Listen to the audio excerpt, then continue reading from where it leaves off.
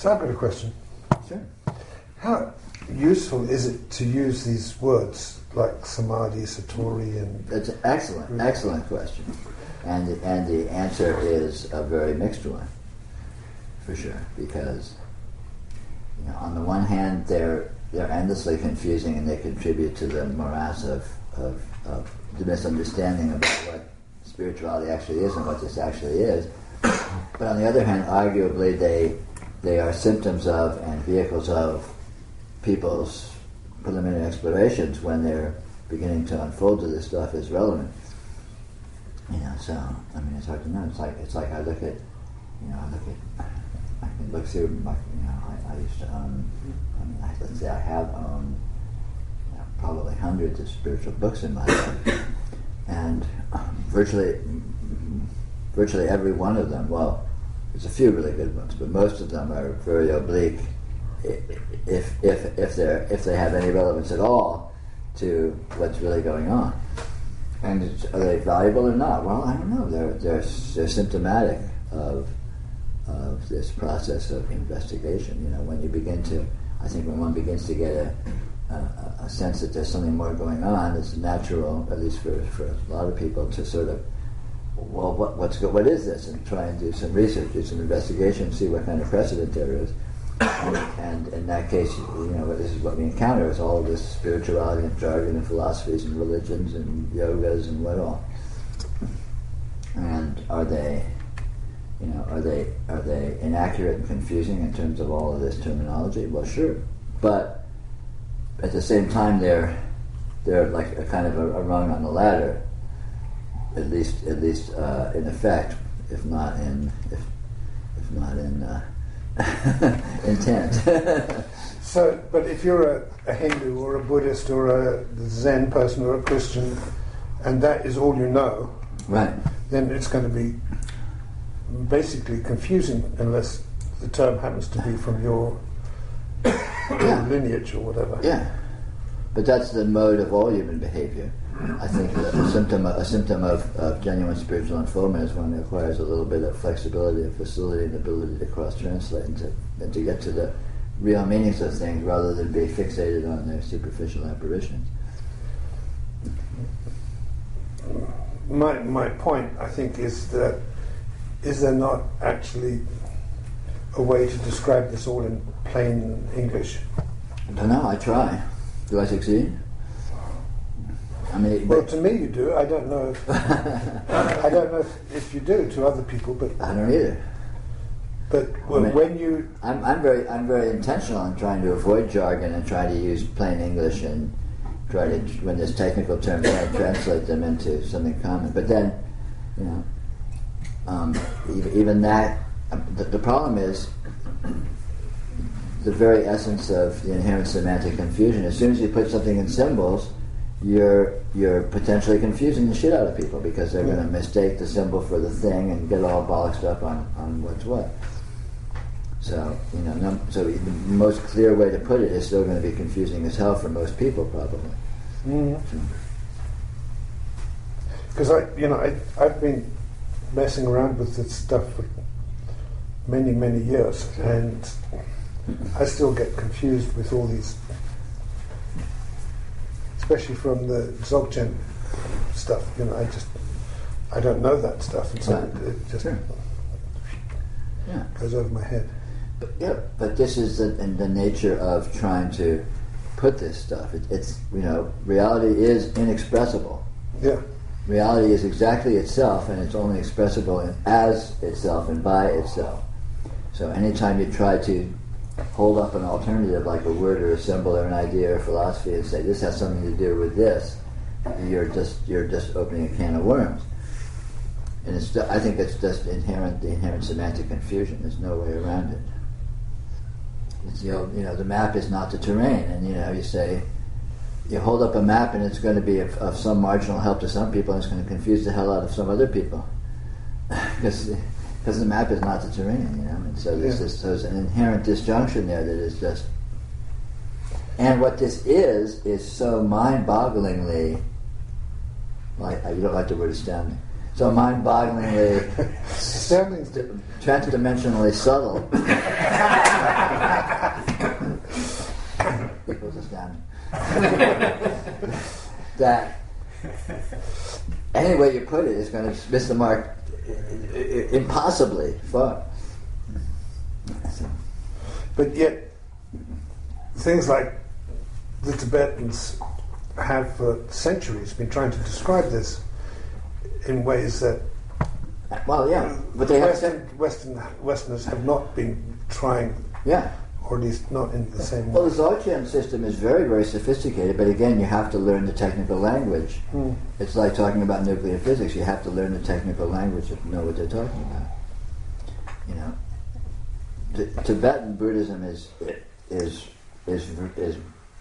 extremely complicated because of the fact that there's 9 schools. There's actually nine levels of yoga, each of which has its own completely different worldview and completely different terminology. But they use similar words. They use, like, all 9 schools would use the same word, but they mean something different by it. So you have to know the context within which something is said or written to know how to translate the words into their reality.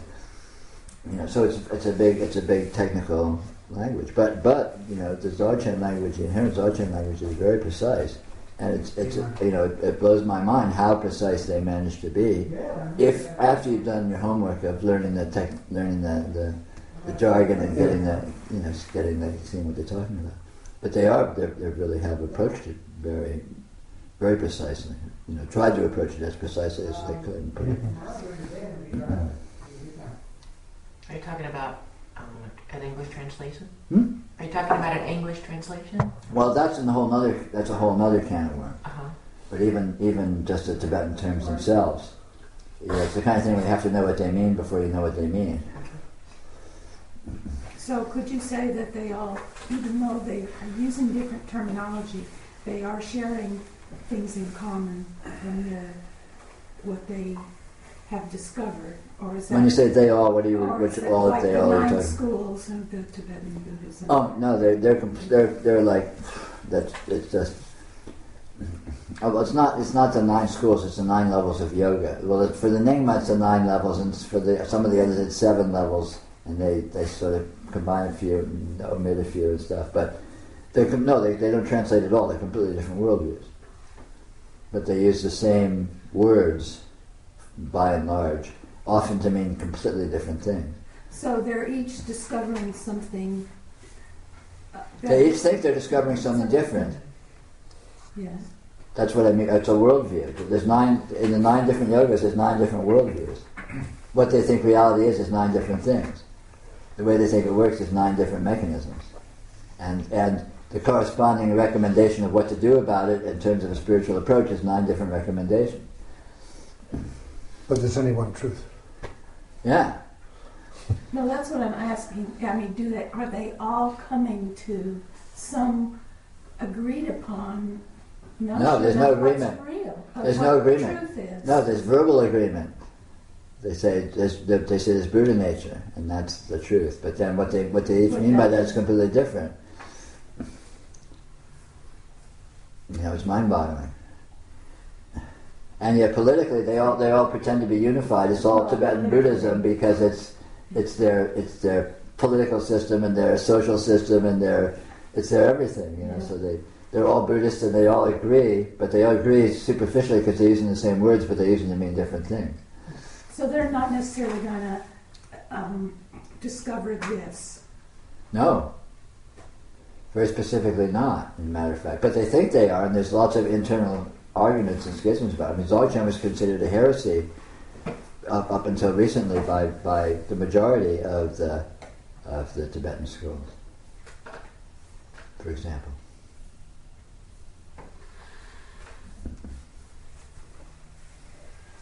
Wait a minute, you said they're not all going to discover this? No. When you get to be awakened in the 3rd level of yoga in the Nyingma... Well, the argument is that you can't get to be actually awakened. If you realize the condition that they're defining as awakening, it won't actually be actual awakening. Okay. Because there's only one awakening. Yeah. There is only one way. For what, it doesn't matter where you come from. That's right. Okay, I didn't understand that.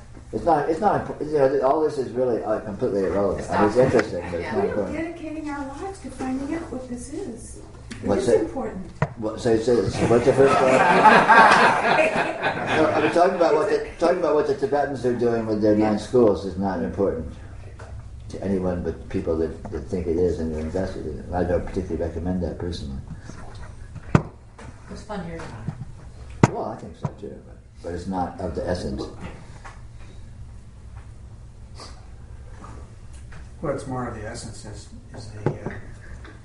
the knack for seeing the miraculous in the humdrum or the painful or the Absolutely. absolutely awful. Yes, to see what this really is, and we discover what this is independent of and beyond the way it's conditionally appearing. And that discovery is powerful, because we discover ultimately that what we are, what this is not dependent upon what it looks like, which is completely counter to the ignorant view of my life is good only if I can win it, if I can make it work, if I can get to the finish line and plant my flag or whatever. And it turns out that it's completely irrelevant what happens. It's completely irrelevant what it looks like. It's what it is that counts, where the juice is, what matters. And what it is also what you are. And as we begin to realize this, we begin to realize we're independent of what it looks like, and it can look really shitty, or really great, or whatever. And it nothing really hangs that much on how it looks, it turns out.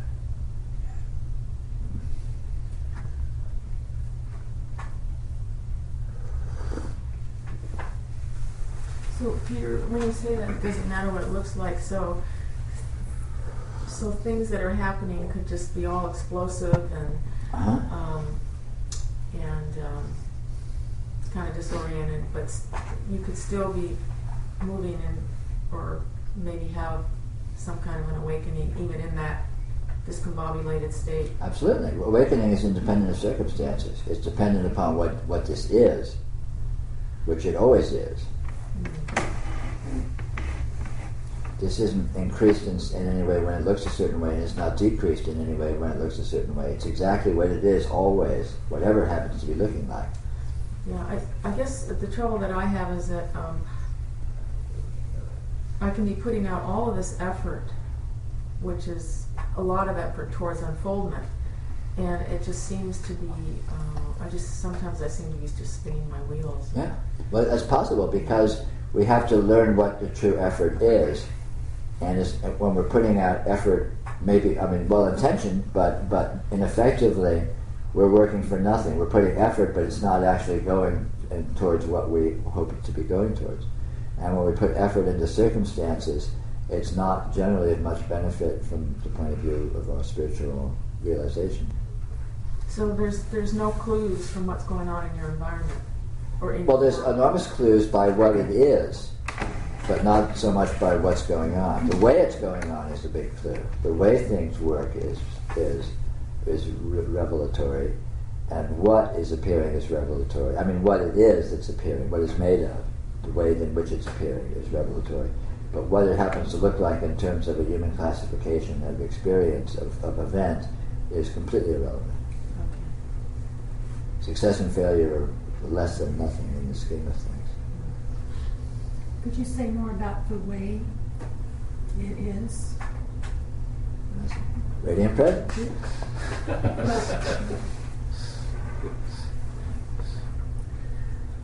What's your Is question? it important to notice the change in how things appear, and when they appear a certain way? Oh yeah, okay, I hear you. As opposed to when that kind of fades out of existence and it's a new way. Yes, that can be very valuable to notice the way, to notice the modes of dynamism, of apparition, the way in which things morph, and especially the way in which things are indeterminate.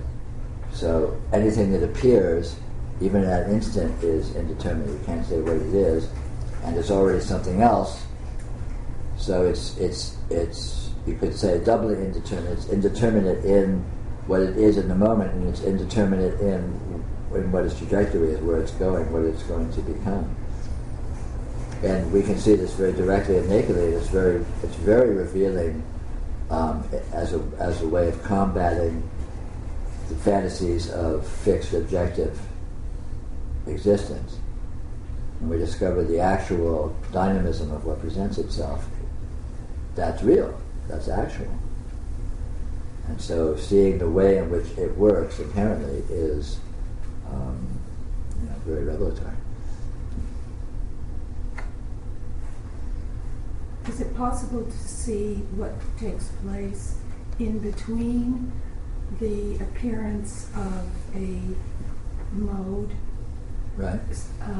Say like, for instance, when you're making a video or a film, and you cut from one scene to another, you have something that connects one scene to the other, like a fade or a dissolve. Absolutely. So that dissolve, where a world will be there involved in, and suddenly it's transplanted with with something else, and there's a time in which one disappears and another comes into. Yeah, absolutely, totally. And the modes of presence are fascinating and very trippy, because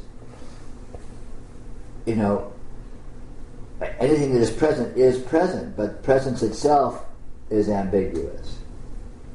It's sort of here and sort of not, and the sort of not is kind of what you're talking about. Words don't really lend themselves to a critical discussion of this, but by all means, look at that stuff, and look at how even when your experience seems to be a certain way, and explicitly, and be with that very presently, be with exactly what is explicitly present, there's also explicitly present a high degree of non-explicitness. But it's explicitly present. It's not vague. It's not vague in that it actually is there, but it's an actually present vagueness, for example. These kinds of things. And we can experience this, and it's very relevant and I think very powerful to do so, because we see very directly and immediately what is going on here. We see its essentially non-objective nature, and its non-solid and non-permanent and indefinable quality and multidimensionality. Very nakedly revealed, very directly. It's right here, just look and see. But, this investigation is aided by really seeing what's here, really very precisely being with it, being with the details of how does your experience actually work in real time? How does this appear? And what do I mean by appear? All these kinds of things. And just, here it is, look and see. What about the gap that happens between one? Well, try and find a gap, but again, it gets very nebulous, because if a gap between one thing and another thing, for there to be a gap, there has to be a one thing and another thing, and when you look for that gets a little iffy. So it's not necessarily an indication of something that is more true. No, it's an oversimplification of a way to notice. But when you do the noticing, you'll discover that it's not accurate. Because for there to be a gap, there has to be things for there to be a gap between, and there's not actually any things. You could say it's all a gap. It's not a gap between anything or anything else. It's various conditions, various degrees of quality of gap. That is what is present, actually. So we're actually creating the things by how we are seeing things appear. Yes. Seeing appearance. Yes. We create objects are created in our imagination. Not objectification. Objectification is presence. In other words, there is apparition, call it. But apparition isn't really apparition, and we can see that too by being with it very presently. All modes of holding it to be a certain way collapse under investigation. But any one of those modes of holding it to be a certain way is a viable ingress to investigation. Look and see if it's true, and it'll turn out not to be, but you're looking, and that's the point.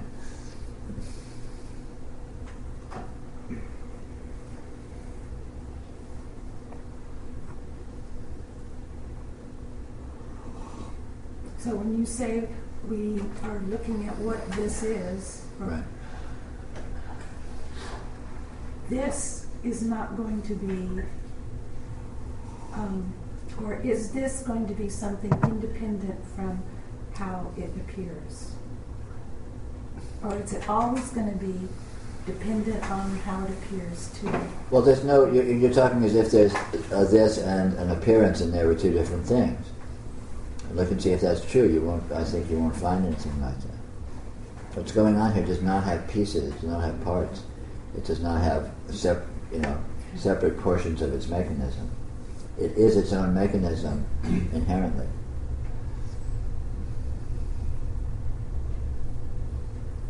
So the projection and the gap are the same thing. Yeah, they turn out to be. So it's meaningful to. That's a wonderful place to look.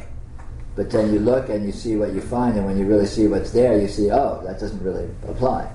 I mean, all of these modes of inquiry, in the sense of points of inquiry, look and see if you can find this. They all self-destruct. They all collapse, and that collapsing is finding. Holding this to be any way at all is a great place to look, and the looking will collapse the notion that you could meaningfully hold it to be that way. You can't hold this to be any way at all. Any way at all. I mean, you can hold it to be any way, of course, but you can't accurately hold it to be any way at all. It completely falls apart. It's only exactly itself. It's not like anything. So you can't. So any way of saying, oh yeah, it's things with a gap, or it's this, or it's apparition, or it's all of that just completely self-destructs when you look at it closely in the face of what this actually is. This cannot be said. It cannot be thought. But it doesn't need to be thought, because here it is. We don't need to grab it or describe it, because we have it. To the extent that's meaningful, which of course it isn't. Well, we're not trying to describe it in any kind of complete way. Well, you better have. What's the point of describing it incompletely? Because it can't be. Right. Well, it can't be described completely. It certainly can't be described incompletely. Well, we can chip away at how we have held it to be. Mm-hmm. Yes, and that's what I'm suggesting. Any way you hold it to be, no matter, find the most refined and subtle and sophisticated way you can hold it to be, and then look and see what is here, and see if it corresponds to that. And that mode of seeing it will self-destruct. It will prove not to be true. Because no mode of seeing this is true. No way in which you can say, oh yeah, it's like this, is true. It's just inaccurate. It just doesn't work. What's going on here is entirely too mercurial. I mean, that's, the alchemists use this word mercury for one of their prime principles for a reason, because what's going on here is a lot like mercury. You try and pick it up, and it falls through your finger. And yet there is something that is found. Yes, there's something that's found, but it's not a something. It's the way in which it is happening. Sure. The way in which it is happening, but there's nothing happening, and there's no it, and there's no way, but yeah. If there was a way in which it was happening, what you find is the way in which it was happening.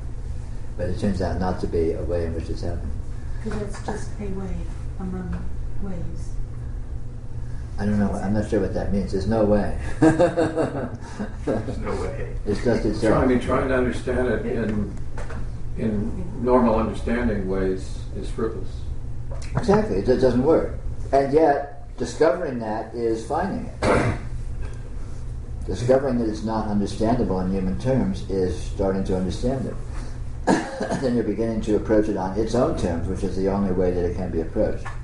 It can only be approached as itself, It can't be approached in terms of any human ideas. Yeah, like when you were talking before, I just let the words just not try to be figured out. Just Yeah. let the words, and then that leads to Yeah.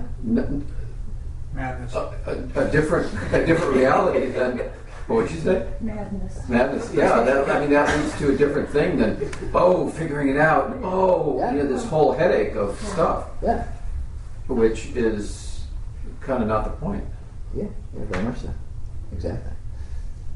But then, You have to let yourself go into the modes in which it actually is, rather than trying to approach it in the modes in which you expect it to be.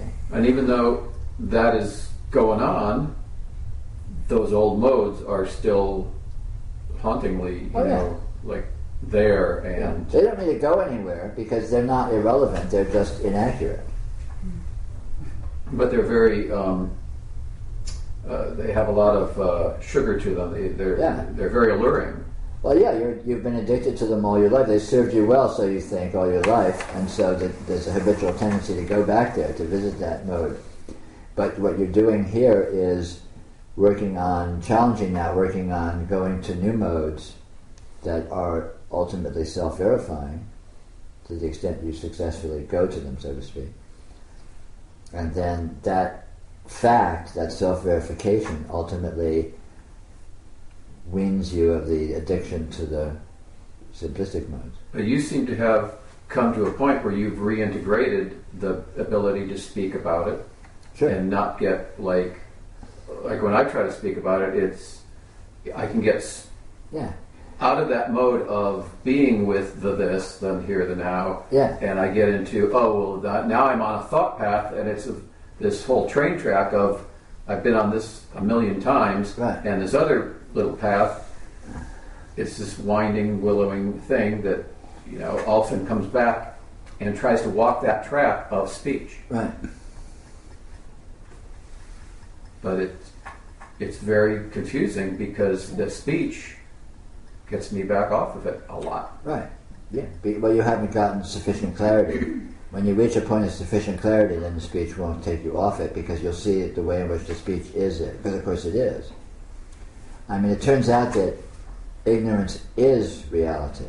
Delusion is reality. Confusion is reality. And when you really get to know reality, then confusion is not confusing. Ignorance is not ignorant. So they aren't verboten anymore. It's not an either or with ignorance and reality. Ignorance is just a mode of reality, so you can go play in it all you want without getting confused. But don't worry about that. That the event takes care of itself. So where you're at, play with this letting go of the habitual modes and just being in these new mode or whatever, or non-mode, and just try and get your sea legs. Try and sort of be there and be as comfortable as you can, or whatever. That's what I'm doing. You're exploring a new dimension. Yeah. And it's not going to make sense in terms of the old dimension. So, but the exploration is the acquisition. So the more you explore it, the more you own it, the more you're in it viably, and the less you need to depend upon the old modes. I mean, here it's kind of easier to experiment with that, because out in the world, if I talk and it comes out like babble, there's, if I'm in a business meeting, it's going to be a bad ending, which of course is not a bad ending, blah blah blah. But it just seems like this is a little test tube here. And here you are. And here I am. How convenient.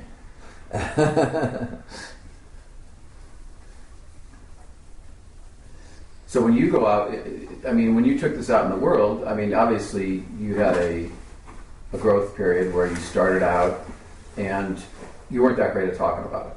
Right. I would guess. Well, I very quickly learned to trust that I could do it, even though I wasn't sure whether I was great at it or not. Because it seems to, it's like anything, it's self-verifying.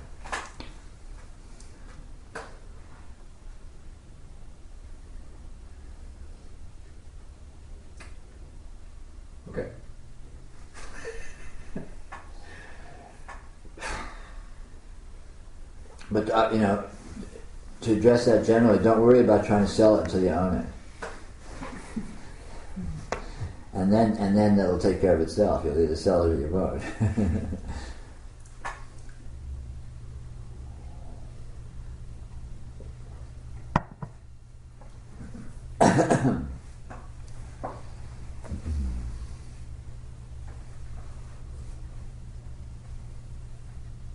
So could you talk a little bit about the want to own it?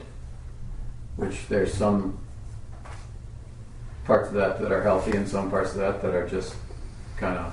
That's just your natural participation in your unfolding. Don't worry about it. And a lot of those modes will tend to be immature, and you'll be clingy and egoic about it. But don't worry about it. It doesn't matter. You're just participating in the experience of this unfoldment, and so you're identifying with it and thinking you're doing it and playing with it, and all this which presents all sorts of different aspects. But don't worry about it. It's not important. Do whatever you do; it'll be fine. The main thing is to have actual immersion from time to time, and then other than that, it doesn't matter what you do. When you say immersion, what is that like?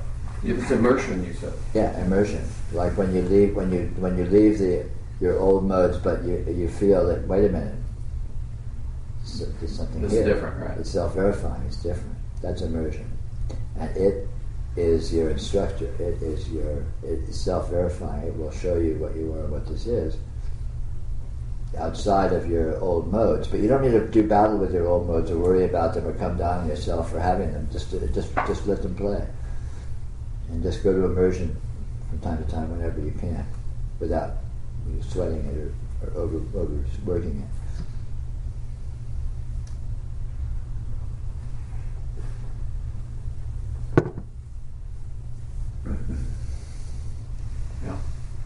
Yeah. I mean, it's coming just more naturally. It's just taken over on its own. Yeah, that's what it does. It unfoldment does itself. We don't need to do anything, and that doesn't mean that's not advice to not do or to do. It just doesn't matter whether you do or not do, because that's more of it doing itself. But to the extent you can do anything, just go to immersion whenever you can.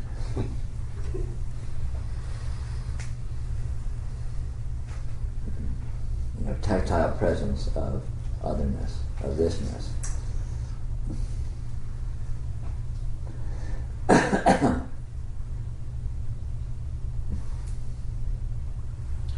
I was feeling lately like my immersion experiences are not as profound as they used to seem. Mm-hmm.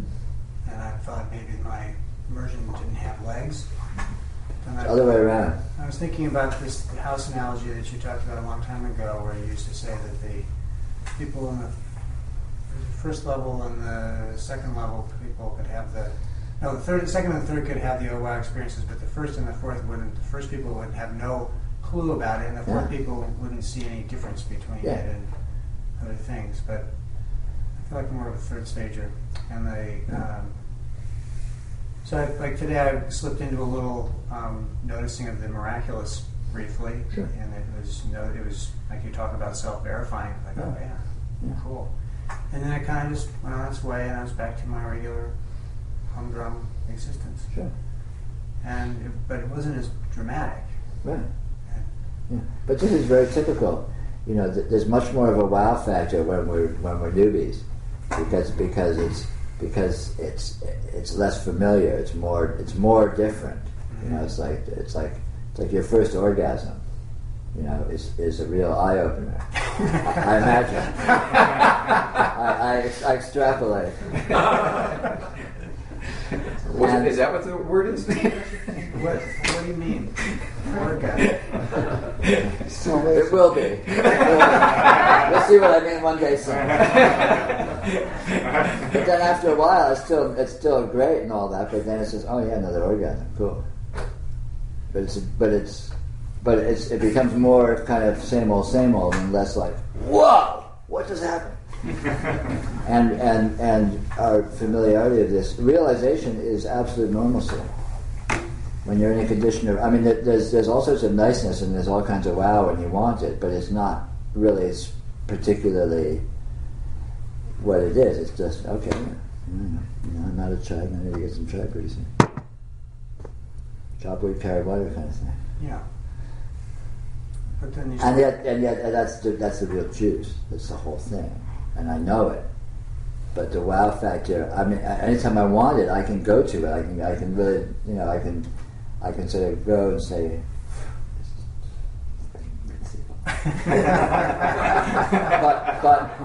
but so what?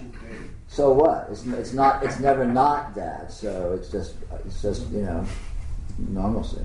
Mm-hmm. Interesting. Well, sort of a tantric.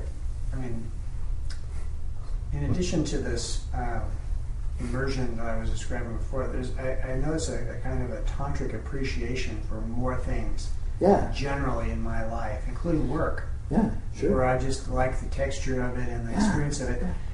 But they used to talk about flow and so forth. It's sort of it's like, oh yeah, I've always appreciated the textures, sure. tantrically and so forth. Yeah. But anyway. But a lot of that is the rediscovery of how it's always been, and a lot of that is that you're an old soul. So yeah, you've always had this in you, just below the surface. So it's not bringing it out is not that big a jump for you. You got the stuff. You got the right stuff. You got what it takes. You're going to go the distance. I'm pulling for you. Well, with support like yours, how can I fail? Friends like me, who needs enemies?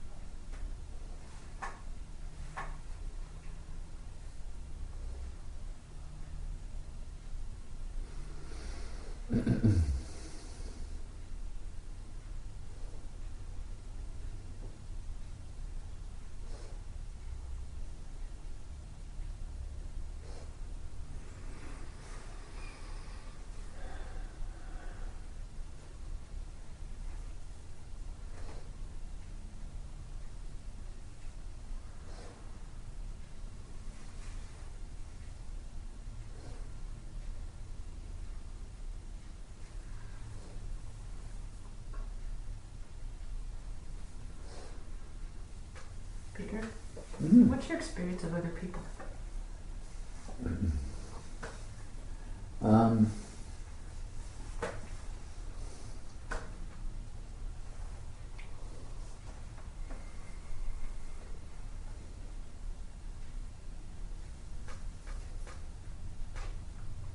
You've asked to stop her.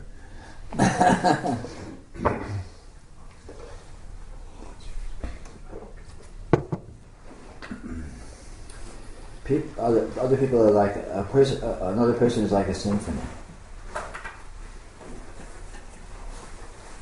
I don't know if that's not a very accessible answer.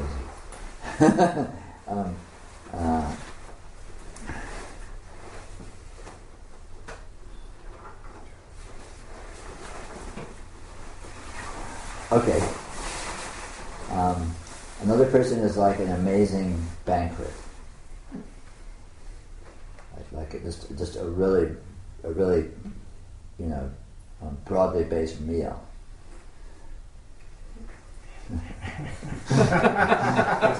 That's accessible? Okay. I'm trying to give you an in-depth answer, really accurate rather than something more superficial. Okay, I'll be a little more superficial. Maybe that'll be more accurate. Maybe that'll cast light on my other answers. My experience of other people is like being with alternate versions of myself. It's like if I was other than I am, then that's presented as facing me. So it's like variations on myself in a way. Like archetypes or something, like they represent. It's not archetypes. It's not representing. It's more specific. It's like different orientate, different twists. That's superficial. Yeah. Good point. I do my best. You got a ways to go. Let's go back to Buddhist technical terms. It's very hard to really say that. I mean, looking at another person for me is like looking in a funhouse mirror. You know, I feel like I'm seeing myself, but it's warped. It's different. It's different emphasis of flavors.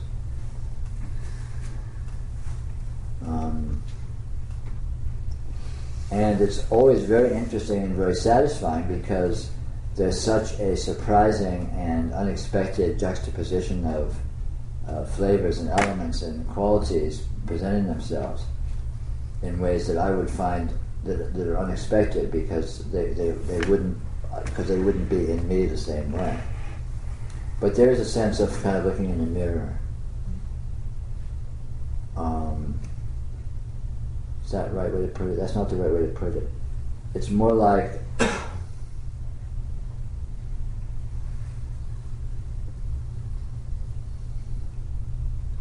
there's only one of us here, and yet it's presenting there and there. You know, there's not really clear language for these kind of things. I don't know. Basically, it's a fantasy. Well, it's a fantasy that they're another person, but the experience is very much what it is, and it's very specifically what it is, and it's distinct. You know, my experience of Greg and my experience of Irma is distinctly different in many regards. Mine too. Don't ask, don't tell.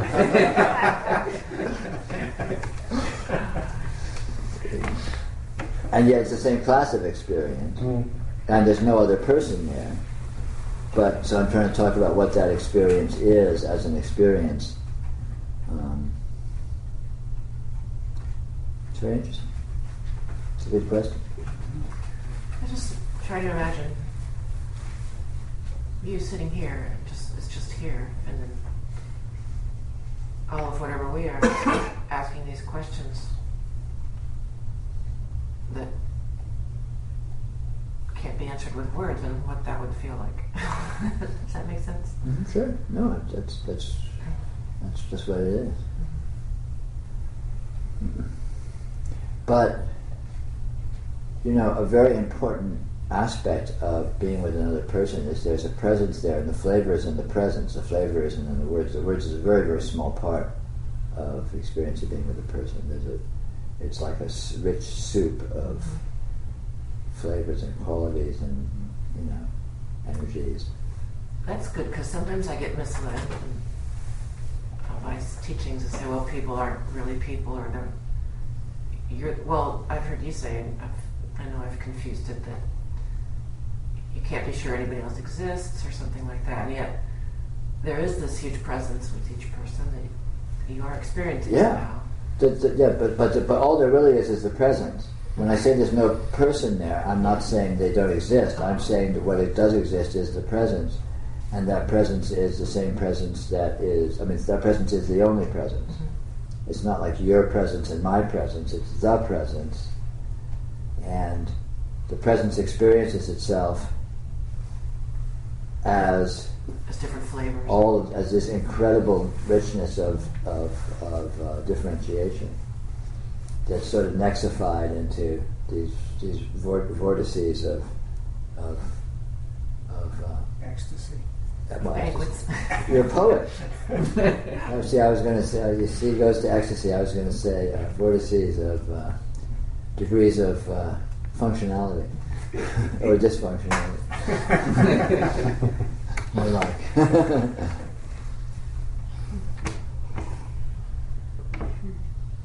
People are a lot like moire patterns. You know what a moire pattern is, don't you? Moire pattern, if you have a piece of lace and another piece of lace in front of it, it forms these patterns like that are not in either piece of lace, but it's formed by the interference pattern of the two together. Mm-hmm. People are a lot like moire patterns. Everyone's very distinct. And it's a never-ending inquiry. Oh, bottomless. I mean, looking at a person is it's like looking into the night sky. It's just,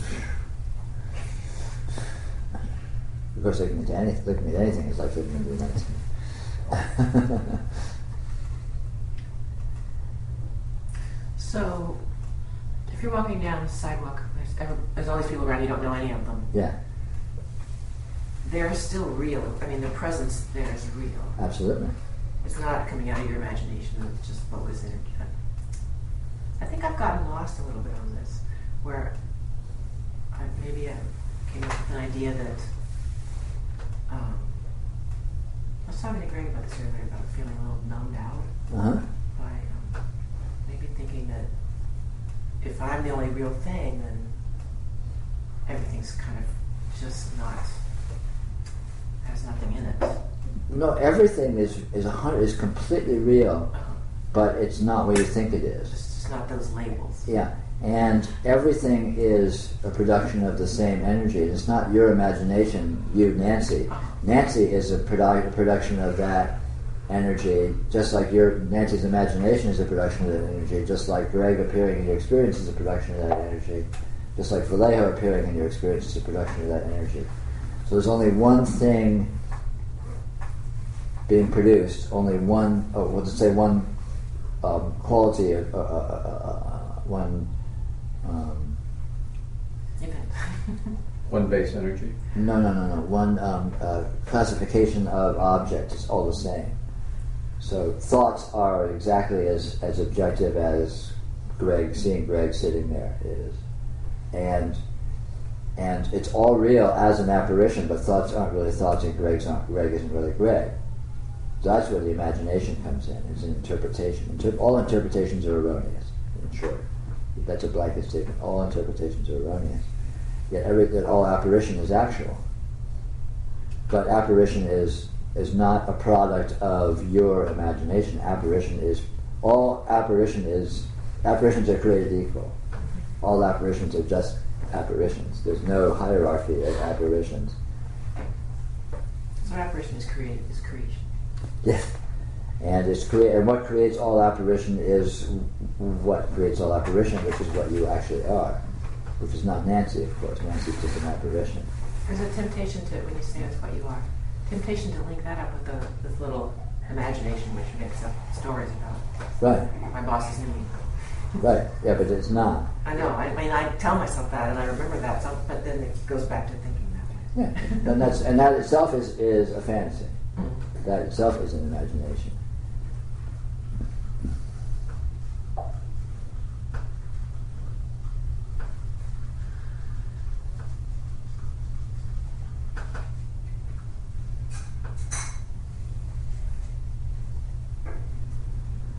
Another interesting thing about people is you are in absolute direct relationship with everyone and anyone already. So you walk by a stranger on the street and you know them as intimately as you ever will. Even if you got to know them really well. Yes.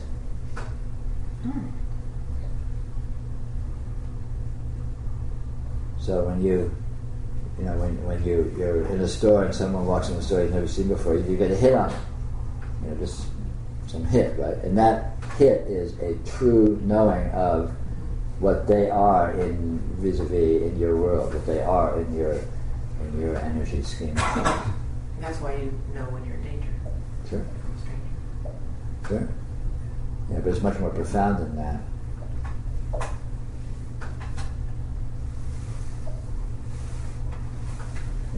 mean, a simplistic way to look at it is your energy system is a note, and everyone's energy system is a different note.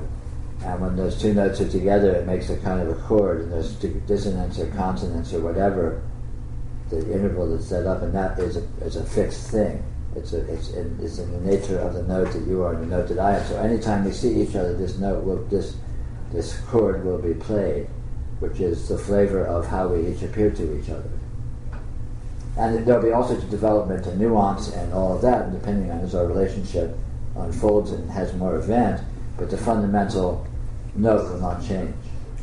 The chord will not change. That's why different people are different things to you in your life. So what about somebody you meet and you hate them initially, later on you actually understand them, and all of a sudden there's a completely different? It's not really different. It's just, again, that's not seeing them, because the note that anyone is impossibly open-dimensional and includes inconceivable complexity and subtlety. So you may get a hit on somebody on certain superficial aspects of what presents itself, but you may be ignoring the full spectrum that's there. No one is simple. No one is simply dangerous or simply not dangerous. So in your analogy, you're not quite hearing their full tone. You're cutting their... Yeah, well, you are hearing it, but you may not be aware of hearing it. It's there to be heard, let's put it that way. If you think you are not going to like this person, you're already shutting yourself off. Yeah, and maybe you won't, actually. I mean, some people will just be oil and water because there's really a profound dissonance there. But even when there's a profound dissonance, it's complex and subtle enough that there's always going to be aspects of relationship. Someone that is just completely other, you probably wouldn't even see them. I mean, they would just be too weird. Not all symphonies are pleasant on the ear. Yeah, well, yeah, for sure. Yeah. There's always degrees of dissonance, or I should say usually. And sometimes there'll be consonants. I mean, sometimes you meet someone and you go, oh, wow, I love this person. It's just the notes are just ringing. It's just like a really clear harmony. It's just yummy, and it's real obvious too. And again, you may notice, sort of consciously notice aspects of that, but it'll be real clear when it's there. I'm not pointing this out as being particularly important, but just as relevant to noticing what people are experientially. And also it's a little ingress to experiencing subtle energy, to notice the way in which, I mean, you can just look at different people, and every time you look at someone, it's like it's a whole different sea of flavors, and it's bang, it's right, it's instantaneous. You don't need to assemble it. You don't need to analyze it. It's just bang, it's just right there. That's easier than trying to experience the subtle energy of a table. But it's not really. It's actually the same thing, but it may be more obvious because since we're tribal creatures, we're keying off each other, so we're hypersensitive, or we're maybe aware of the sensitivity. But in actual fact, you can do exactly the same thing with inanimate objects, and you take a bunch of folding chairs, and they'll all have a different flavor. In exactly the same way that you look at a person and see they're a symphony, then try looking at a folding chair. Lo and behold, there's something there. This is an aspect of subtle energy that's pretty accessible. And ultimately, you do this with all your experience. You're looking at light and you're seeing its notes. You look at brightness and you see its notes. You experience all the different aspects of your experiential field, and it all turns out to be the symphony of energies, literally, and that's all that is present.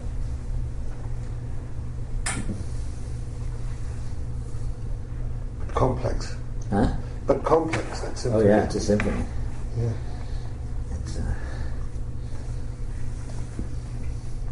There ain't some lonely guy standing on a street corner with a one-stringed violin. Oh, that's going to be something, yeah.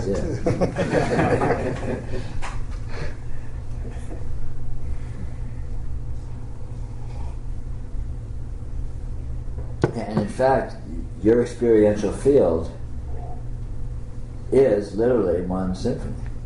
It's one incredibly subtle, complex, rich field of multidimensional energies presenting themselves. as just an incredible sea of flavors and qualities and energies. And we don't have, I use these sort of euphemisms, flavors and qualities and energies, but you have to, but it is what it really is, and that's not too inaccurate way of trying to indicate it.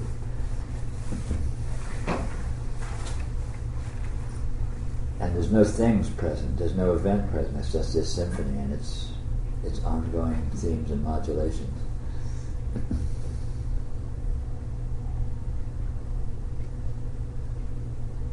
Kind of a requiem.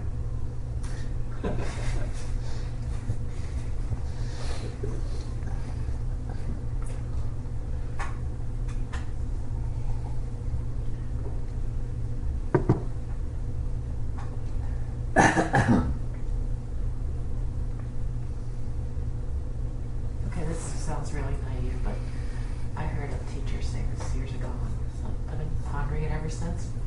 So she said, before you ever go into, let's say you're going to a meeting or something somewhere, before you ever arrive, your energy has already gone there and picked out your chair. You know exactly where you're going to sit. And it just stuck in my head. I can't get rid of it. What do you have to say to that? Because from your point of view, there's no future. Right. It's just here. Yeah. But on the other hand, when you walk in the hall, you do know where you're going to sit. I mean, I can feel that. Yeah. I always think about it. I know. Well, putting it as in terms of before is complicating it unnecessarily. A way I would put it is that what you are at any given moment will respond to what presents itself at any given moment in the way that it will. So, in other words, you walk into a room, and that's you are. If you took a snapshot of your energy spectrum at that instant, you are what you are at that instant. And the situation is what it is at that instant, and there's an immediate and obvious way to respond to it. Yeah, respond to it. And you know almost ahead of before you. But it's not a matter. But it's not temporal. It's not temporal. It's just Mm-hmm. instantaneous responsiveness. So I know I said it was naive, but No, I was but just I thinking feel it. you've never been to the symphony with Irma. Does she wander around? She is very careful about where she sits, but she doesn't know where that is before she starts. But when she finds it, she knows it's the right spot. I bet. Yeah. Yeah.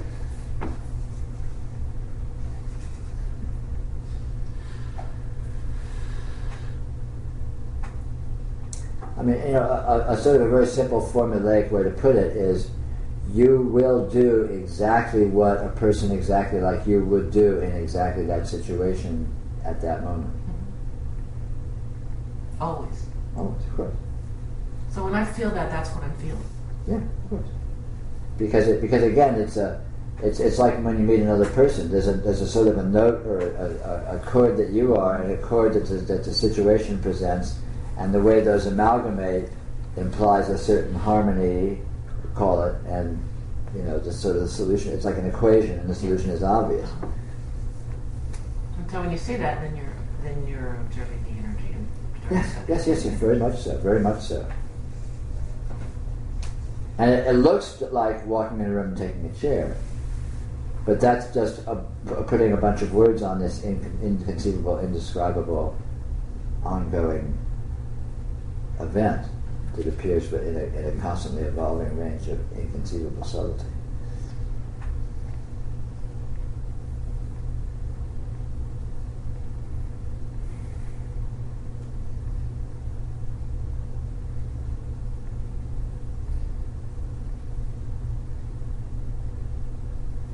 Yeah, I mean, I use this word subtle energy all the time, which is probably another mistake. Don't get caught up on the word that either it's subtle or it's energy. It's a euphemism for, I call it subtle to point out to you that it has nuances that you may not be used to thinking of, and I call it energy to deconcretize your thinking in terms of it as objects or fixed things. But what it actually is the actual mode of, call it the flow of events or the flow of experience, which is exactly what it is. It's its own thing. It's not like anything else, and it works the way it works, and it is always nakedly revealed but we may not notice the nuances and subtleties of what is nakedly revealed, of what is obvious. And this is me encouraging and inviting you to notice those subtleties and those nuances.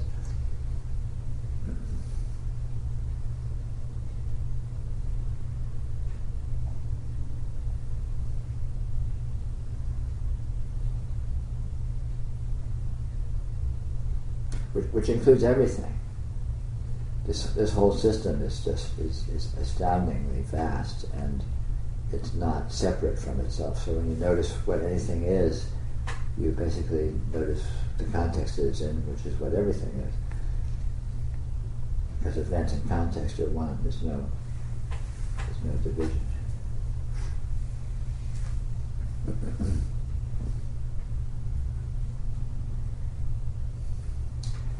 I'm going to need to knock off briefly for biological reasons. Should we take an official break, or want me to just run back? Official break. Okay, the break is a break. We'll be back in 5 or 10 minutes, folks.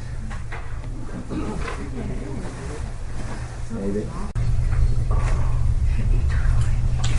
One of the things that I've noticed that makes this inquiry business tricky is that revelation tends to seem like it means something. Yeah. It seems to be pointing the way toward some ultimate destination, which doesn't ever seem to arrive. Yeah. Well, again, it seems like that at first, but then eventually, as you mature, you get it that revelation is really just revealing revelation, which is really what we have. That's what this is. The condition that this is, it consists of, can very well be called revelation, quite accurately. Just not revelation of something, just revelation. Wow. Yeah, I mean I use the word radiance to try and indicate that this quality of revelation without anything being revealed. It shines, and it reveals itself in the shining. But this tendency to wait for the other shoe to drop, or think there is another shoe dropping, is very deep in there. Oh yeah, sure. Because we're used to approaching things in terms of results, in terms of achievement, in terms of, and of course it's a slow lesson to learn that reality doesn't actually accord to that. Reality doesn't work the way we've been expecting it to.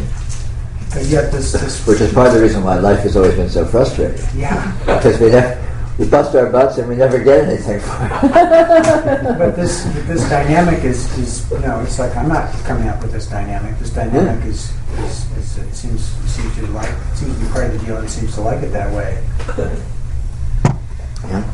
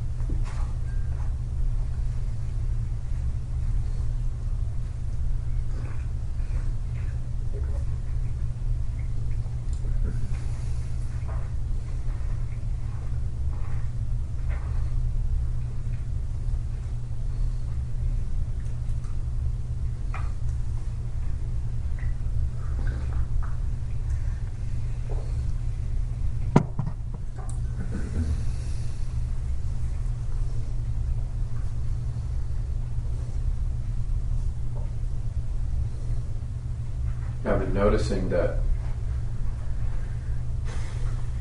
in my experience there's just more, and I think subtlety is a good word, but I can reach out in past, it felt very confined to my head. Right. And now there's just a way to reach out and feel more. Uh-huh. And you could say experience more, you could say a lot, however you want to say it, but there's less constriction to us, to the head area. There's more scope in feeling, in sensing, and experiencing. So, a chunk of time, not all the time, but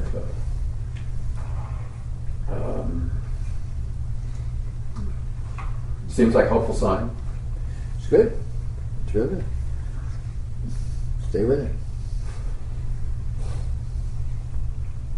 So what's the percentage of time that you have to feel like that before it bumps over to the tipping point? It's non-linear. Something like that. It's not serial. It's not something that builds up. I thought you said at one point it was. Strikes back. The court reporter, please.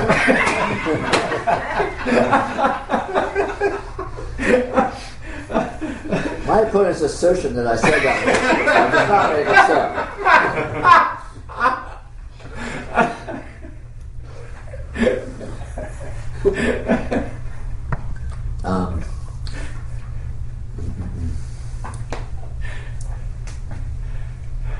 It does itself, and it's a non-process process, and it looks as if certain things are happening, and they may seem to be sequential, and they may seem to be cumulative, but that's what they look like. It's actually something that does itself By itself, in its own way. in inconceivable manner. It's actually spaceless and timeless and various other things, which of course are not worth considering because they're unconsiderable. But yeah, don't worry about it. But in practice, just stay with that whenever you can, and you'll tend to notice it seeming to increase, and that's what the unfoldment looks like. It's seemingly coming into my safe zones of eating, watching TV, of creating a space, or creating those conditions of, oh, I can breathe easy now. Mm-hmm. And it's kind of invading those, which in the first beginning it's kind of annoying, but it's just it's just interesting how that works. It's very interesting. Yeah.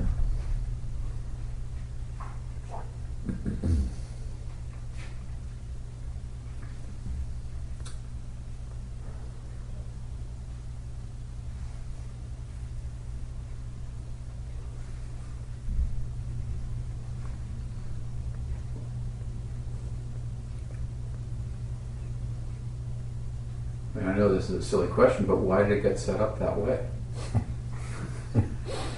Take it up with management.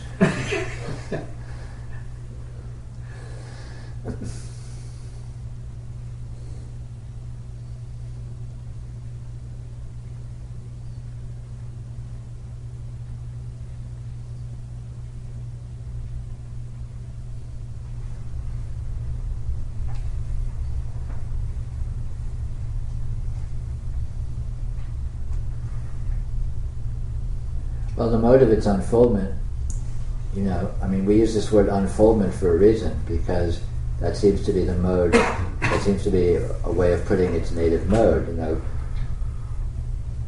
Plants don't go from a tree down to a seed. They go from a seed to a tree. They go from a state of relative encapsulation to a state of relative openness. Flowers go from a bud, a state of relative encapsulation, to a state of relative openness. Humans go from a fertilized ovum, a state of relative introversion, to an unfoldment as a functional human body and an environment, and so on and so forth. So its basic mode we see holographically in all different aspects of its. The universe is expanding. So no matter where you look at phenomena, we see this sort of tendency of what we might call unfoldment. And so it's not really surprising that what we're calling spiritual unfoldment should echo that. On the same lines, I feel like I didn't ask to be involved in that at all. Like, being like thrust upon. Yeah, how it is. Me, apparently. How it is.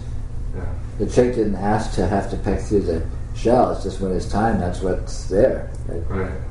Everything's the shell's set. The shell's there. It's there. The motivation is there. It's all. Everything's there, and it's so it just happened. Yeah, I mean, no one asked for this. Just there it is. Yeah. But what you describe seems to be a pattern. And we've had this discussion like 20 times about there are patterns, but they're not. They're not, but there are. So having discussion seems to be a pattern too.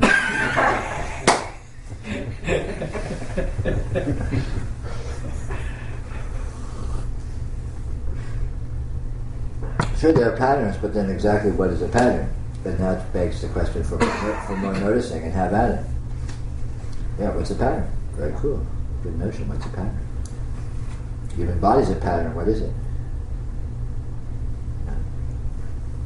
All of these things are, by all means, look there. But you'll find it will astound you. Yes, find what patterns are. That's a good inquiry. There's nothing but patterns in a fundamental sense, but patterns aren't what you think they are. But what they are is nakedly revealed, so go there. Explore it, play with it, immerse yourself in it, and find out what it is. I don't see that I don't even know how to do it. You will when you need to. When it's time.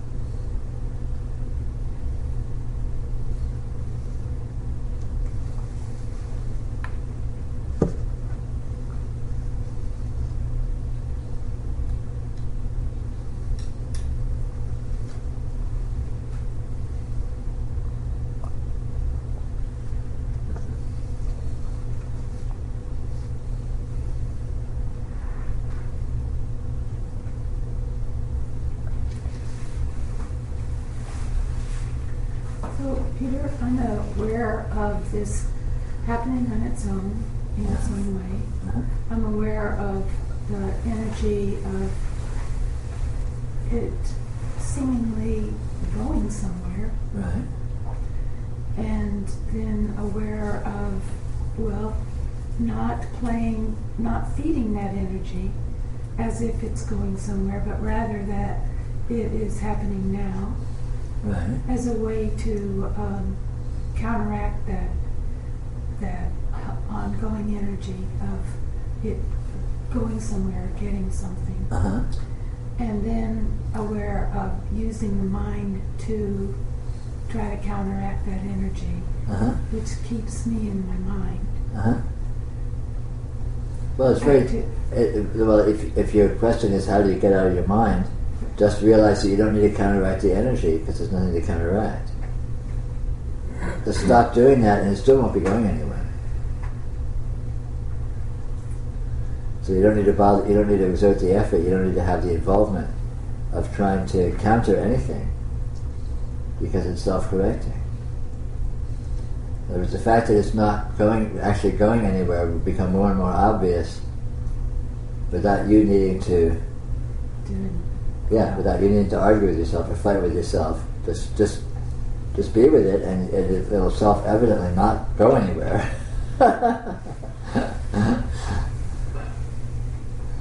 And then, effortlessly,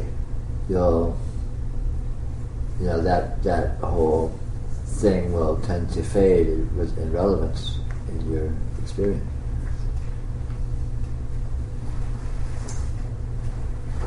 And it'll be a little easier in terms of not having to be caught up in something if that's an option for you. So it's just actually an interpretation. But it seems as if it's going somewhere. Of course. It's just what it. Of course. Because there's actually no it, no going, and no somewhere that it could be going. And that fact reveals itself because it's the case. And of course the contrary certainly reveals itself, that there is nowhere it's going to because it won't go anywhere. Well, does it ever go anywhere? Sometimes it gets out of itself. Oh yeah? And then there's a field.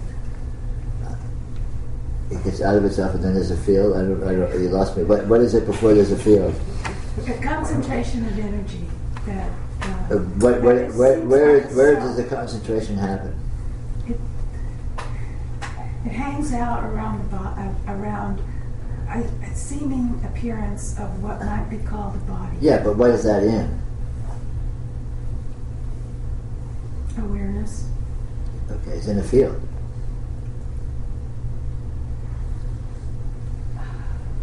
Only when it's let go of, or only when it's...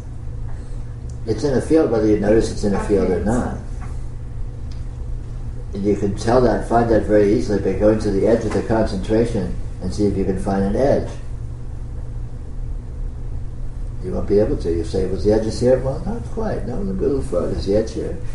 Not quite. Let me go a little further. And you'll be out way beyond Pluto and you'll still be like, is the edge here? No, let me go a little further. So a concentration doesn't have edges, it doesn't have walls, it doesn't have a demarcation where it stops and then there's nothing beyond it. It's a concentration within a field, and it's actually only an apparent concentration within a field, because if you look at what's in the concentration and you look at what's out here, you find exactly the same thing, no more or less concentrated. So it's a fantasy of concentration in actuality. But look and see. Look and see for yourself, experientially. Well, trying to see the fantasy of the concentration seems. Well, don't worry about trying to see the fantasy. Just see the density of the concentration, and then go somewhere out past its edge and see what density you find there. And if you look very, very closely, I think you'll find they're essentially the same thing. I mean, they may be different in apparition in the sense that all apparitions are different, but ultimately, if you look closely, I think you'll find the same thing. So the energy then is that's your universe. That is you. Energy is your universe, it is you, and you cannot find an edge. You cannot find a boundary, you cannot find an end. Look and see. And within the energy, there'll be all sorts of differentiation and apparent concentrations and apparent this and apparent that. But it's all just the energy. And then you look over here and lo and behold, it's just the energy. You look over here and lo and behold, it's just the energy. And it's all you. There's no center. No center, no circumference. But approach is experiential. Look and see. Look and see. Very, very tactilely, very texturally. Look and see what you find there, not in an abstract sense, but just what is the experience. What experience is really presenting itself. So if you say you feel a concentration, that means there must be something there that you're actually experiencing, or you wouldn't be calling it a concentration. So what is it that you're experiencing? It has a texture, it has a quality, it has a degree of substantiality, whatever. And just be with that, and then try to find its edge, try and find what's over here, try and look at what's way over there, and it's all variations on a theme. It's all arbitrary differentiations of one thing. And it's all you.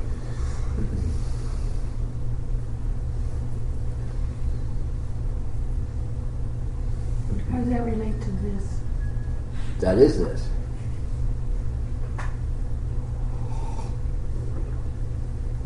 It's all you, and there's no it, there's no you, there's just this.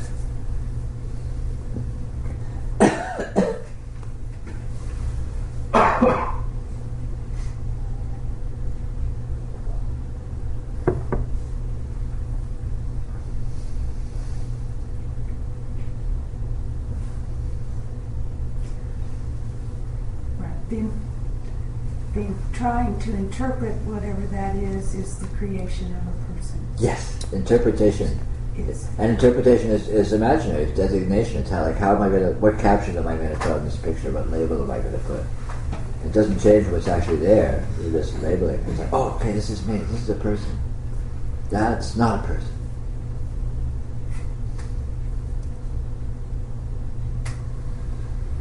The caption does not contribute or detract from what's actually being captioned.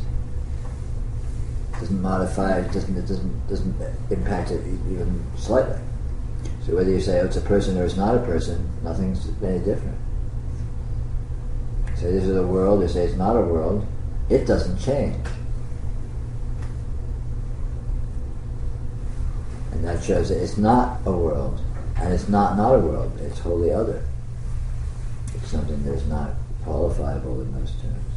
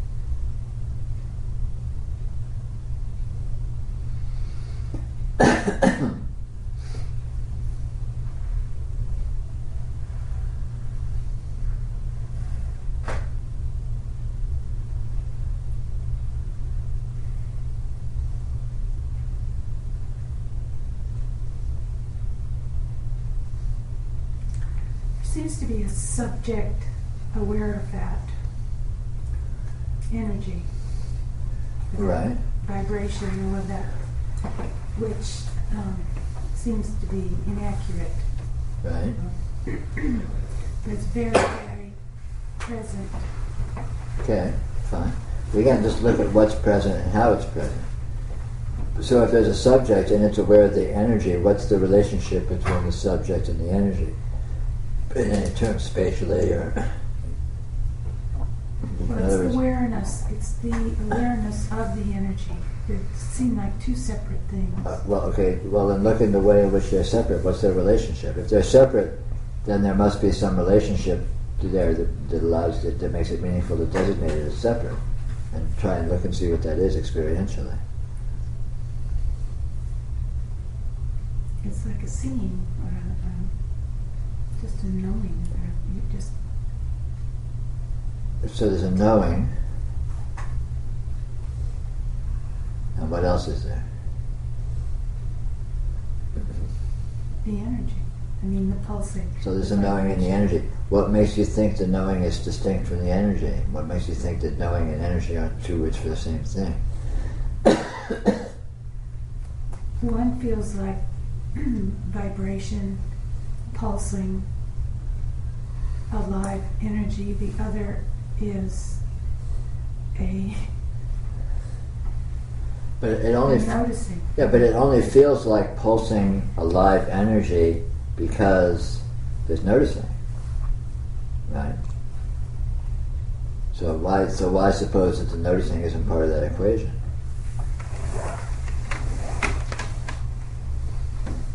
Let me propose a solution, Okay. which I actually proposed recently down in LA. Yeah. Instead of having this notion, this idea, seeing, which has a subtle implication of a seeing and a seer and something seen. Why not just drop that whole nomenclature and use the word presence? So, energy is present. There's no in that it's present. It's just present. And the way in which it's present is not amenable to analysis. It's not amenable to discussion. So energy is present. Does that cover the facts? Yeah, that's interesting. Yeah. And so you can say, well, this presence can be said to include it is experience, it's presence as experience. But saying that, does that really add anything to the event itself? It's just there's a presence, and the way and what the presence is and how it is mysterious. And it's always the case. It's always a presence, and it's always in the same way. It's present in the same way, right? And that kind of incorporates the whole event without having implication of parts and separate autonomous bits of functioning. It's just in it, mysteriously.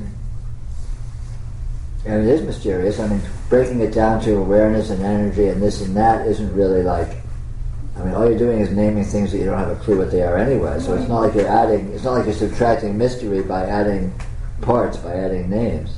Well, you usually say look more closely. Yeah. So Well, then but that's an aspect of the nature of this presence, is that it can appear in various different perspectives while still just being the presence. And so we avail ourselves of this property of its appearing in different aspects that's inherent in this presence, and we're arbitrarily calling that look more closely.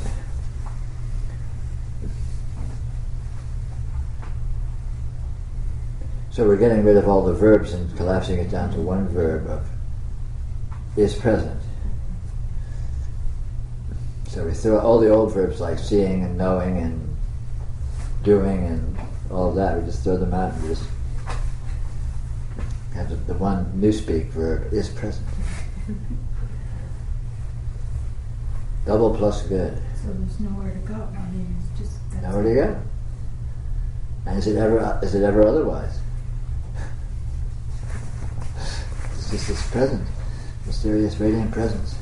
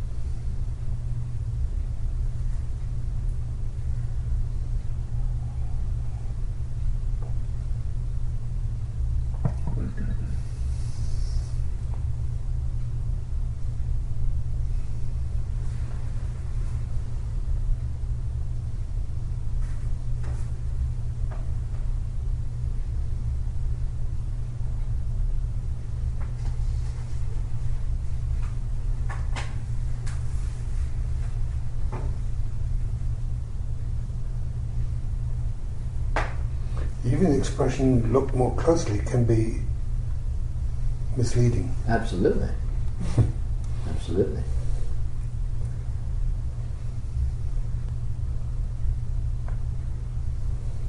And yet it's an invitation to discover the open-endedness of what this is and how it works. Mm-hmm. But if you're looking for meaning or looking for substance, it's wrong. Right. Or not wrong, but it's not going to succeed.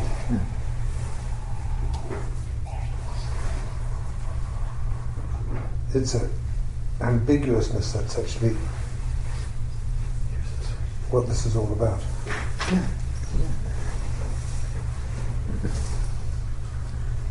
You know, and so to me, all these modes of inquiry are wonderful because they, as untrue as they are, they reveal their own untruth very directly. Yeah. Well, when I'm seeing the quote-unquote reality, everything that you say comes true, and you said, and you just get it that no words can possibly. I mean, it's just shadow puppets versus Clark Gable and what's her name. There's just no correlation. Yeah. How it is.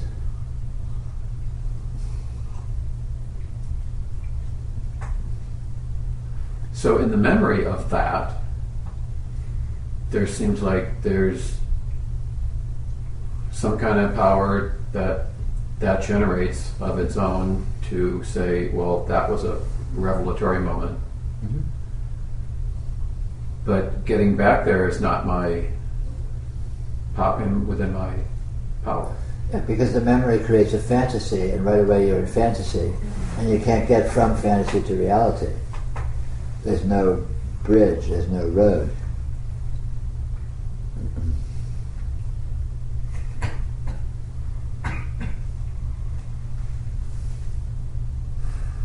Like you can't dream about waking up out of the dream. It's not going to do you any good. You'll be lying there dreaming about waking up, and the alarm will ring, and you'll get up and you'll get out of bed, and it's, oh shit, I'm still dreaming.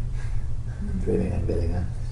So you can't, when you're in fantasy, getting into reality becomes a fantasy, and then you fantasize about getting to reality, and the only reality you can get to is the fantasy of reality, which of course will not be self-verifying. Unless you're a really good fantasizer, in which case you're screwed. It's like the Star Trek episode where they were in the holodeck that created the holodeck that created the holodeck. Yeah. And it's also real. How do you choose? Computer and program. Exactly. And yet, reality is always present, because fantasy isn't really fantasy. Fantasy is something else entirely. And that being the case, it reveals itself ultimately. It self-destructs like everything else does. All prisons crumble because they're not really prisons.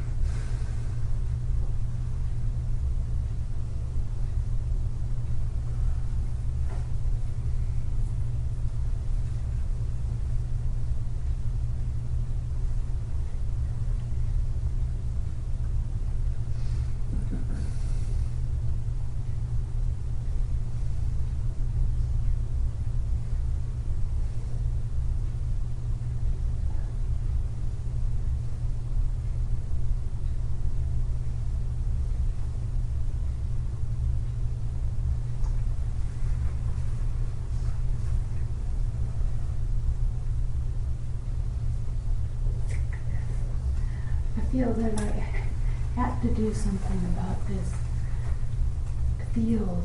Like, at least the concentration is gone. The field is there, but there's this war of my mind wanting to control what's going on and either trying to push it out or Well, try that. Try and push it out and see what happens. well, I've been doing that, but it's like my mind deciding that that's a job it could do, you know. Yeah, Because it but can't- but how realistic is that?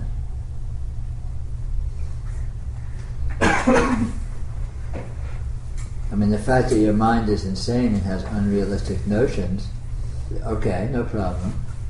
But you see that this energy is objective. It is what it is. It's not a thought. It's not a fantasy. So it's not something that is amenable to it doesn't change what it is by how you think about it. So the fact that you have a mind that has certain inclinations is irrelevant, because the energy field exists as it does, and it's real. It's not a thought. It's not a fantasy. It's not amenable to addressing by thought. So your mind can think about it any way it wants, but it doesn't really touch the actuality, does it? I mean, Really, you can create a fantasy of the field in your mind, and then have all sorts of elaborate strategies in terms of your relationship to it. But that's the fantasy field. That's not the actual field.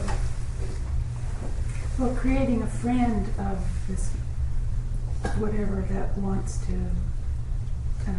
and does seem to affect the energy. It does seem to affect it. Well, does it? Okay.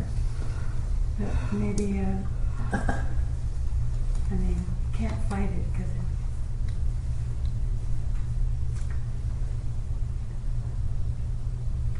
I don't know. I mean, I don't know what's doing what, Okay.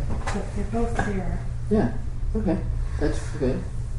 You might want to try experimenting first with a less ephemeral field of energy. Like, look at a lamp and look at the light coming from the lamp as a field, and then say, okay, I'm going to fight with the field. I'm going to try and control it.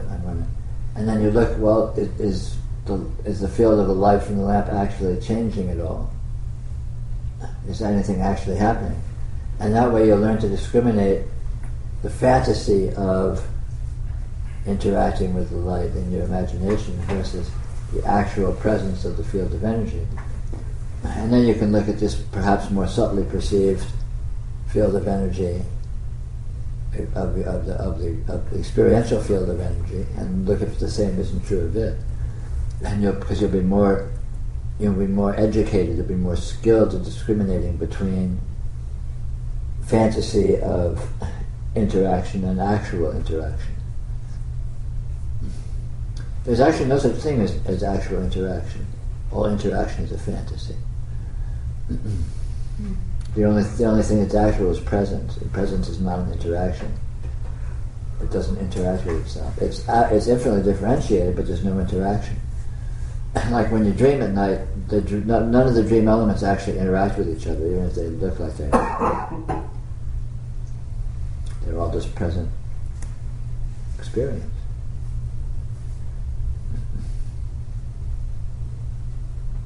There's no actual interaction because there's no entities there to interact. So any interaction is actually is a sure sign that it's a fantasy.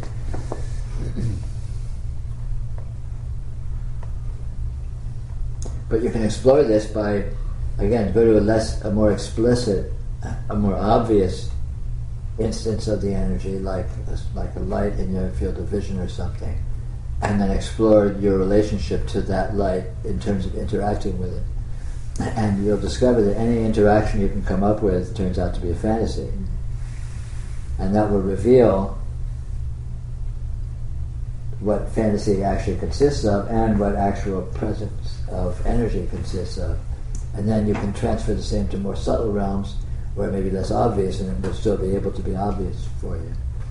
And then you'll be this fantasy of interacting with the actual energy will be nipped in the bud. It will be revealed as a fantasy, and then that's fine. Then you can fantasize all you want. It's not actual, so it doesn't matter. But you won't be confusing the two. It's confusing the two that's the problem. Nothing wrong with fantasizing. Have as many fantasies as you want.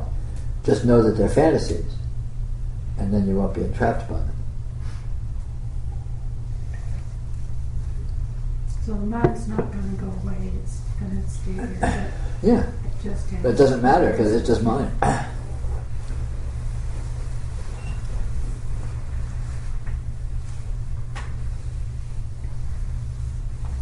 And it exists in a context of absolute astounding presence, which cannot be damaged by whatever mind does. And you aren't just in the mind. The mind is just a very small phenomena in this vast field of presence, and you are the whole field. So most of it is completely immune to the insanity of mind. So you can let the mind, it's like, let the mind be like the crazy grandmother that's yelling from the back corner of the room in the house, you know? It's like, there goes grandma again. It's not like it means anything.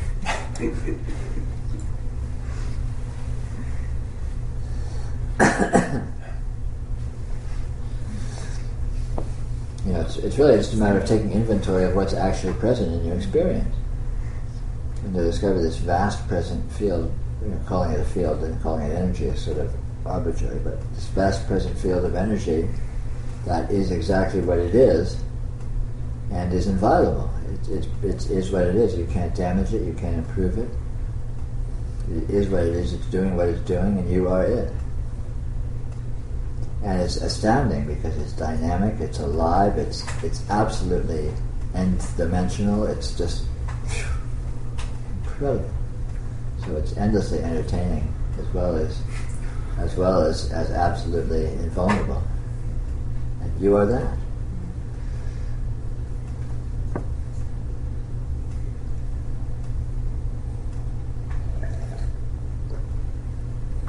Oh, Peter, it seems that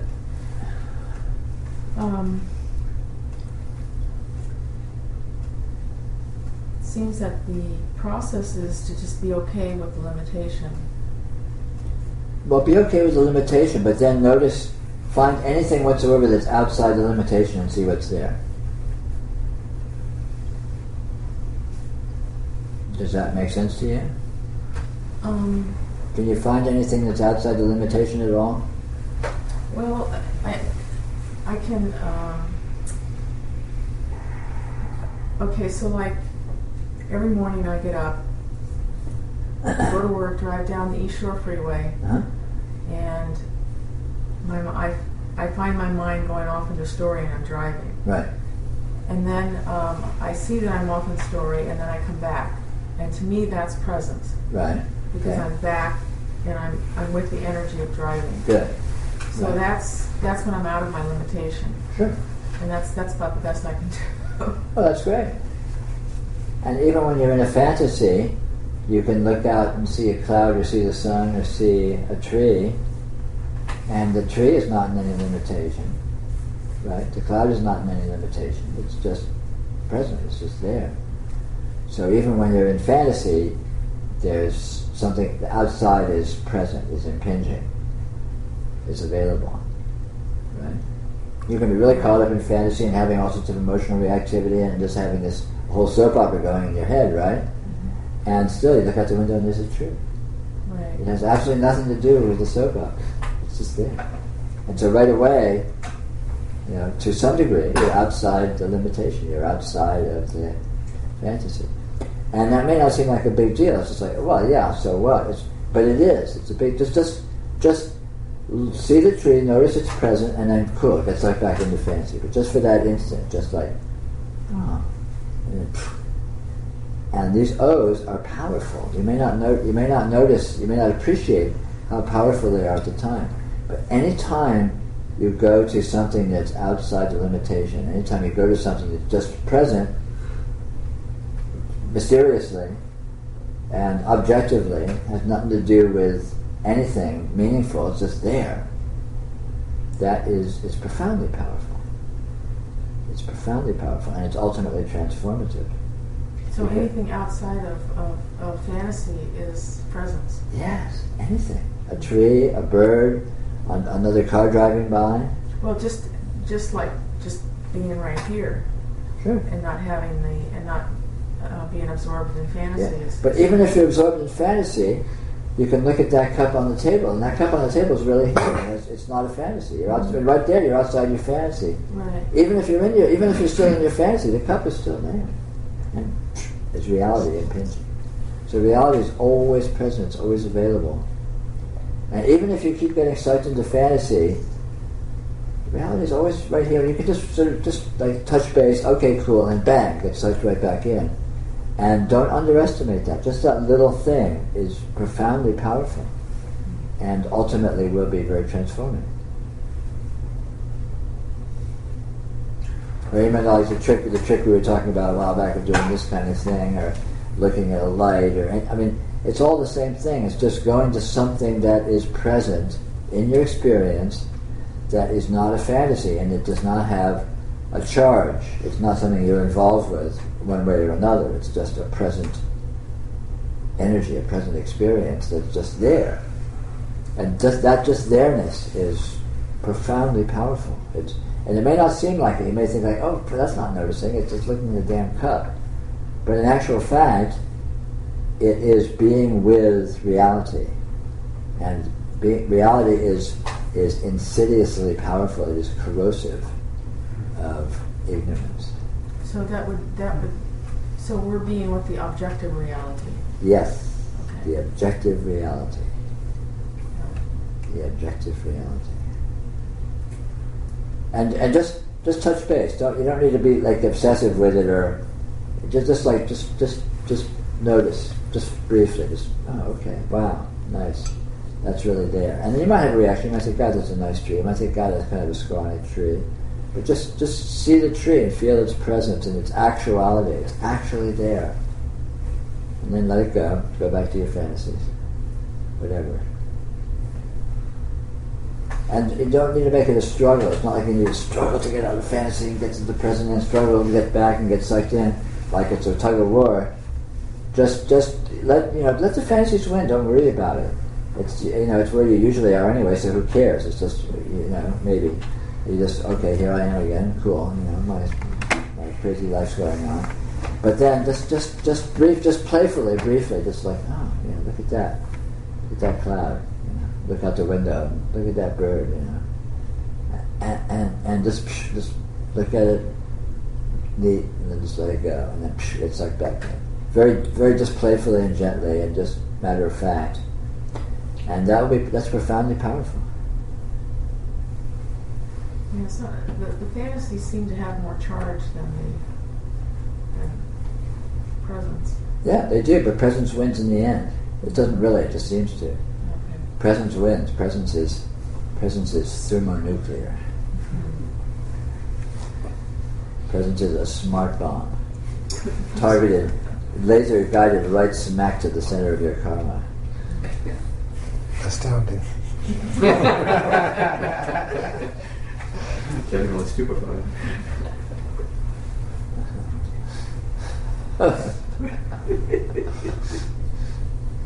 So you were using fantasy and limitation as synonyms, right? Yeah. Well, that was how Susan was presenting it, and that's fine. Because fantasy, reality is just more explosive. The only limitation that can exist is in fantasy. So if you're experiencing limitation, it's a sure symptom, it's a sure indicator that you're in fantasy. Because reality is absolutely unlimited in any degree, quality, category whatsoever.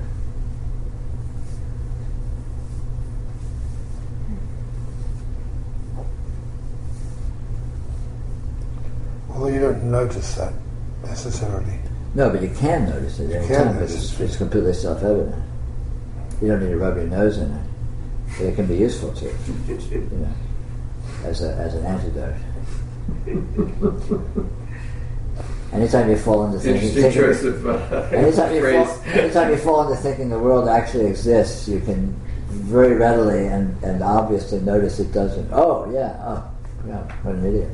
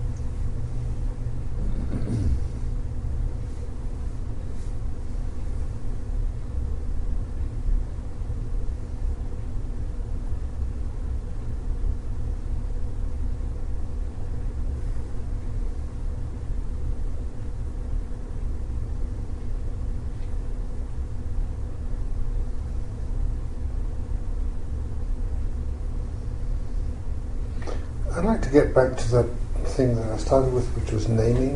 Mm-hmm. We tend to have names of our own, Right. which sometimes seem to me to be, when I say this or when I say awareness or whatever it is, I think I know what it means. Right. And it never actually describes what I wanted to describe. Right. So naming anything seems to me to be a distraction. Yeah. Well, it's worse than that. Naming is how we create bondage, how we create delusion, how we create limitation. We create our karma and we create our suffering and our imaginary world simply by this mechanism of naming. So how do we stop naming? Well, I don't think I think stopping naming is more difficult. I think the easiest thing to do is to see the way in which names relate to the supposed thing that they name, that they designate, which is not at all. And then once we see that, we can use names all we want, and we can't get seduced into thinking that the thing that we're referring to actually is in any way the name we're giving it. And I mean, for me, that's how it works. I just see it as an absolute semantic disconnect. What actually obtains, there's no word that accurately can refer to it. And if you see that, so you see the actual absolute fact of that, then just because I call this, a house doesn't make it a house. Just because I call this a world doesn't make it a world.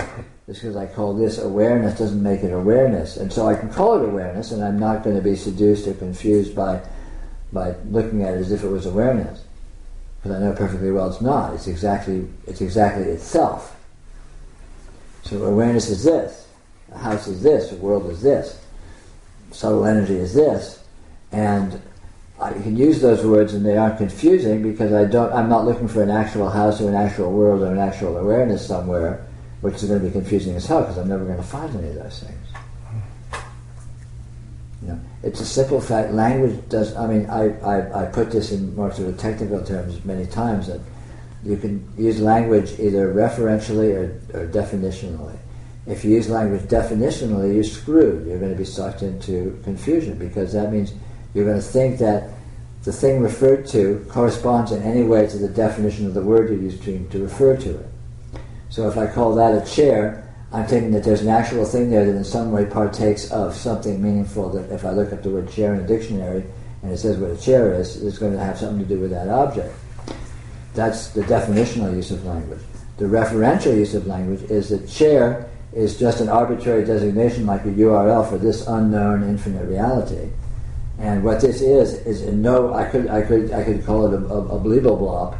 And it's not, and I haven't changed. It is what it is, whether I call it a chair or call it a bleeble blob, and there's no difference whatsoever. So this is using language referentially instead of definitionally, and it's not entrapping, because I know for a fact that what this is completely independent in every regard from what I'm using to refer to it, even if the language I'm using to refer to it is encumbered with all sorts of interrelationship and definitions and all that.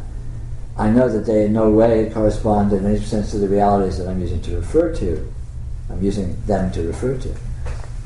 So then it's not entrapping. So the chair just becomes an arbitrary URL. It's a point. It's a finger saying that. That has nothing to do with the finger I'm using to indicate it. So chair is just that, and that is God knows what it is, but it has nothing whatsoever to do with whatever a chair might be. And the same with person, the same with awareness, the same with I, the same with world, the same with reality, the same with energy, the same with all these words we're using now. If they're meaningless in themselves, they just refer to what this actually is. They aren't saying anything about what this is, even though they may have implications because of all the definitions and crap that they're encumbered with. But you'll be well advised to ignore all that.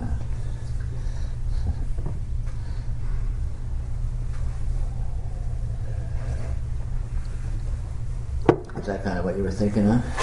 Yeah, where I was actually going was the difficulty of communicating anything to anybody else. Oh, it's impossible. But if you're doing it referentially,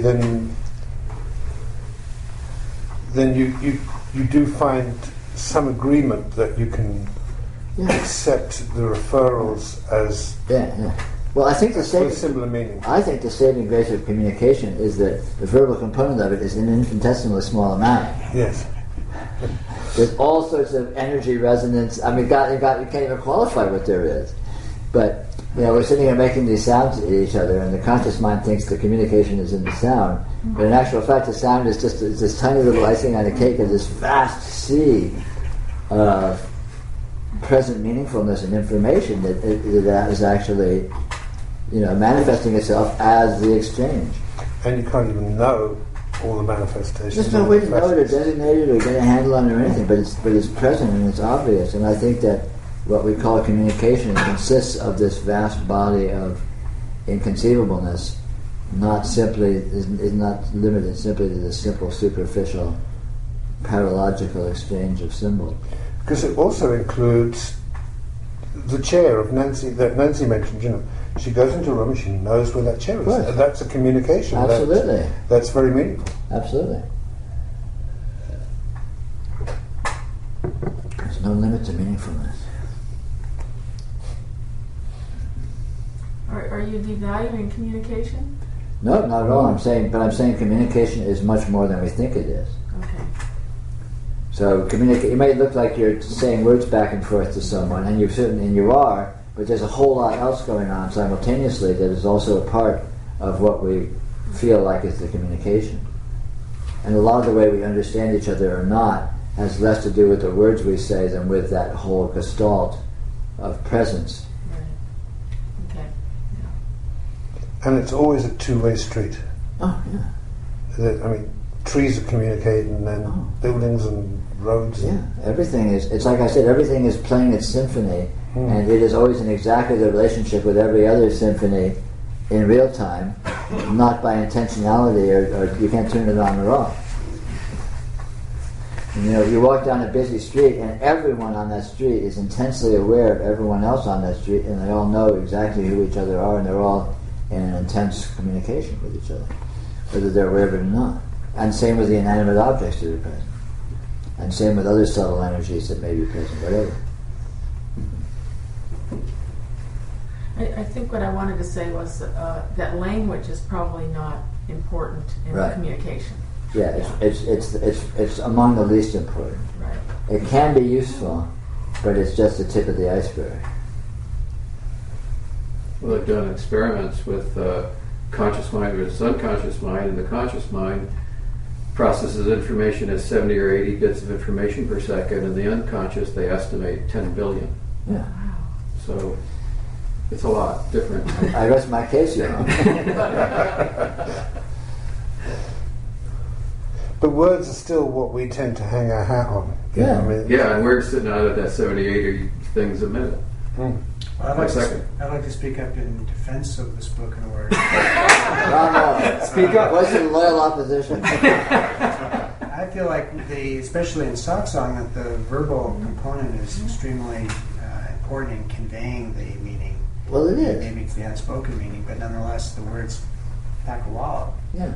But again, I think that there's a component of the words which we can subtly discriminate from the words themselves, which is the artfulness with which the words are used, which transcends merely the words being used. It's sort of like a poem. A poem has less to do with the particular words used than the artfulness with which they're used, even though the words are the words are the bricks that the poem's made of. It's the artfulness with which the bricks are assembled that makes it a poem, and that makes it pithy. I like your image of the carrier wave. It's like the words are riding along this carrier wave. There's always a groundswell of fullness, a groundswell of inconceivableness that is profoundly meaningful and intelligent, and the words are a small aspect of that. So I see no reason to pillory them this way. Oh no. Words are people too.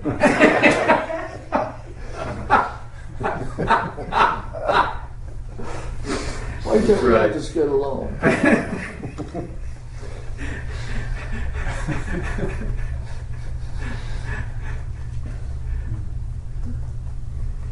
But when I think back to my school teacher, I don't remember the words, but I do have a very real image of that person. Yeah, true. And there's no words associated with it. Yeah. And at the time, it was just an image of a person and words, and neither of those are part of what that teacher was to me. Yeah, no, it's a gestalt of astounding dimension. Everything is a gestalt of astounding dimension. It's probably a good place to leave it for tonight. Good night online. We're actually quitting a few minutes early, but screw it. We started early. We started early. Yeah, there you go. Okay.